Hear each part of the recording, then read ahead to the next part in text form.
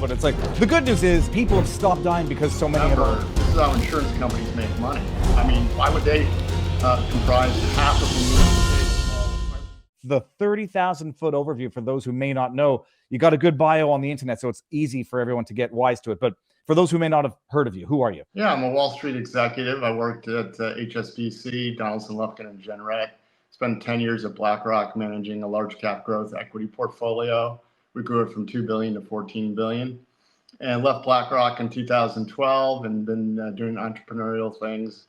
Recently entered the fray in 2021 when I started noticing that on Maui, no one I knew had COVID or died. But then people started getting COVID and dying in 21 with the introduction of the supposed safe and effective vaccine. Had a thesis, started observing things going on with insurance company results and funeral home results. Dr. Malone came to Maui. He elevated my social network profile. And then eventually I hooked up with two PhD physicists in Portugal. We now have a company, Finance Technologies, that's pre-revenue. We've been doing a lot of work for free on the vaccine issue. And we just basically took large databases, analyzed them, and showed an increase in excess deaths, disabilities, and injuries in all sorts of different countries. We focused in on root causes in the databases, and we showed inflection points in a host of different things like cardiac arrests, cancers, neurological issues, mental issues, starting inflecting in 21. The good news is the excess death rate has come down. It peaked in 21, 22. That's a dark silver lining. But it's like, the good news is people have stopped dying because so many have already died, presumably. I mean, that's why it comes down. Well, it peaked statistically at 40% for those between 15 and 64 in the US. You got to remember that age group doesn't die. So it was smaller numbers. Most of the people who died were in the elderly, 65 plus. So 1.2 million Americans died as of 21 through 23. We haven't done the autopsy on 24 yet. The booster uptake is abysmal. So the excess death rates come down from 40% for the 15 to 64 to about 7 to 13% run rate. Now, that's still alarmingly high because one of the famous quotes by an insurance executive, Scott Davison, said in 2022, January, 10% excess death is a once in a 200-year flood. 40% was off the charts. So now we've gone from off the charts to once in a 200-year flood continuously as of 2024. So if I could flesh out the number though, the 40% excess death, the age range was what again? 18 to 40? It was working age, 16 through 64. 40% increase in excess death. Right. That was 2022 over 2021, or was that 2021 over 2020? 2021. It came down in 22, but it peaked in 2021 when the mandates hit. Specifically in the third quarter of 2021 when the mandates hit. Where are you pulling the data from to come to that conclusion? We're pulling it from the CDC, the death data, just the big death data.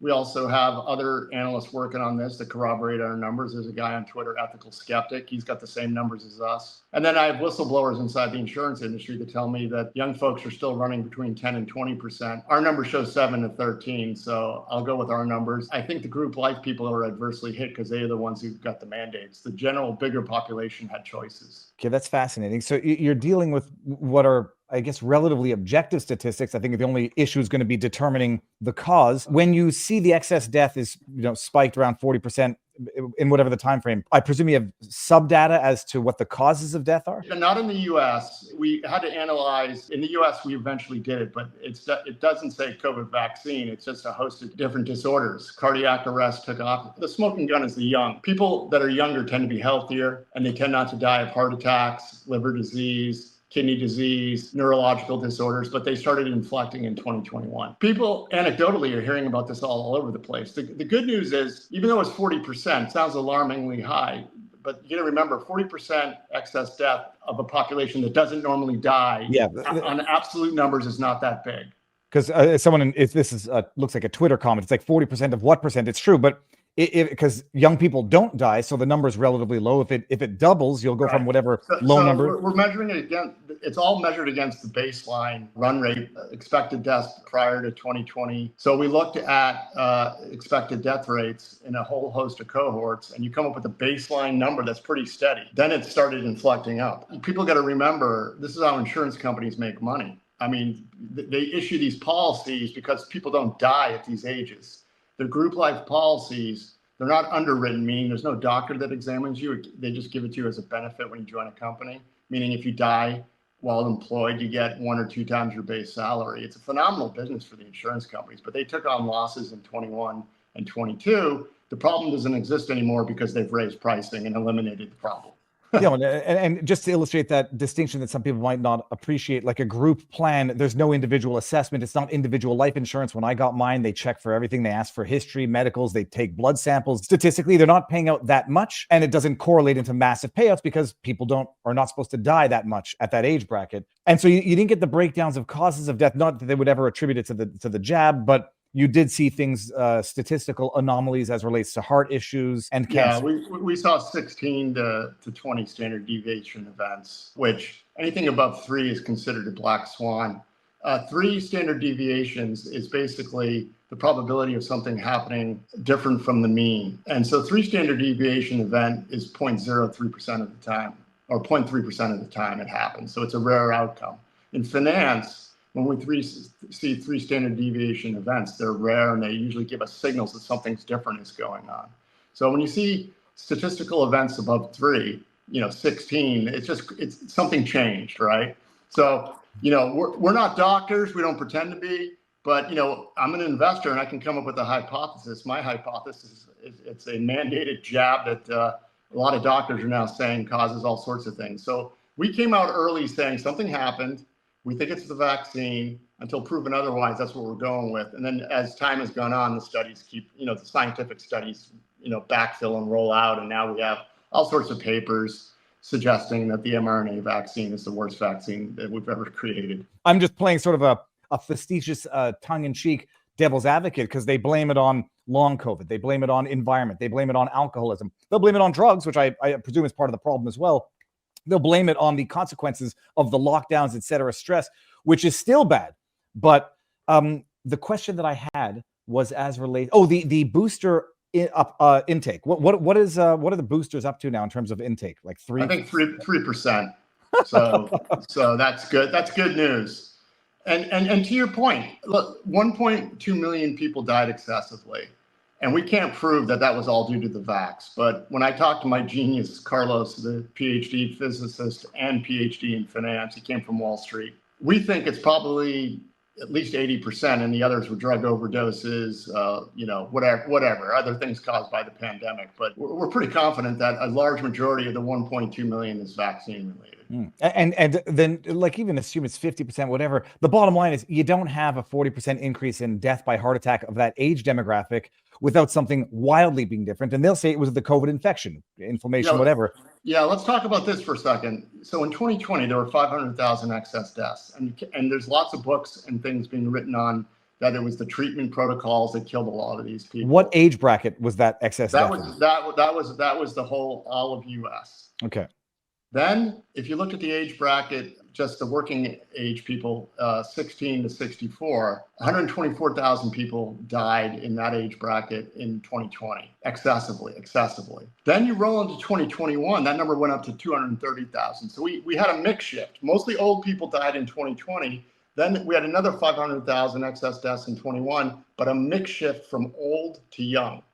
So riddle me this, Batman. Was it the virus that decided to go after age-defined groups now?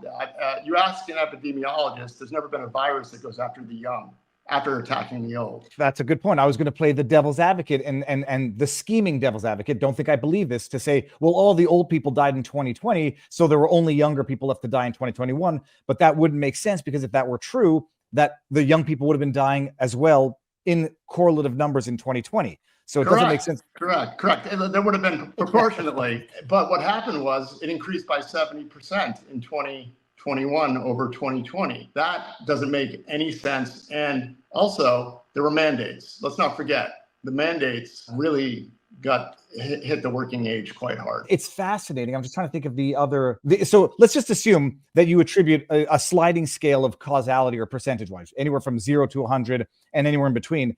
Like starting at 10%, what's the excess death globally? And I know I've heard you say the number, and it's mind-blowing, but not shocking, as to excess deaths? Like, what's the sliding scale of the low end versus the high end? Yeah, so we came up with estimates for the U.S. and did some back of the envelope math and came up with some conservative estimates. And I want to talk about disabilities. The numbers are much bigger in disabilities and more interesting than the excess deaths, and I think more of a smoking gun. But let me first give you our estimates. We believe there were 8 to 15 million people who died of the jabs. Dennis Rancourt, another analyst, believe up in Canada with a different methodology, came up with 17 million. Globally. Globally. Okay. So, our high end is right at his estimate. We could debate about the numbers, but something definitely happened globally. Then the disabilities in the US were 4 million excess disabilities off a base of 30 million. So we went from 30 million disabled people in the Bureau of Labor Statistics to 34 million by June of 2023. The most rapid increase occurred in 2021. And if you look at the numbers of the disabled, the 4 million in the US, 2 million of them were employed.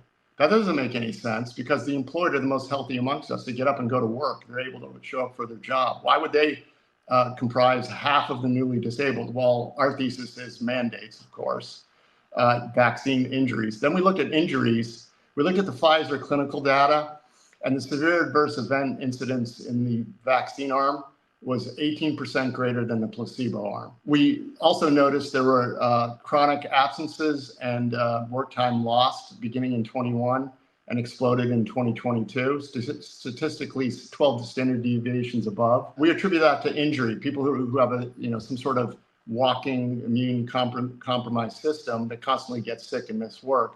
We estimate that in the US to be 33 million, globally 500 to 900 million. So it's a funnel. What we have is a COVID vaccine funnel of injured, disabled, and dead. We talk about the dead a lot, but the big numbers are in the injured and the disabled. And it's a funnel. You don't necessarily have to stay there. You can move from injured to disabled, disabled to dead, or go from injured to dead. It's a funnel.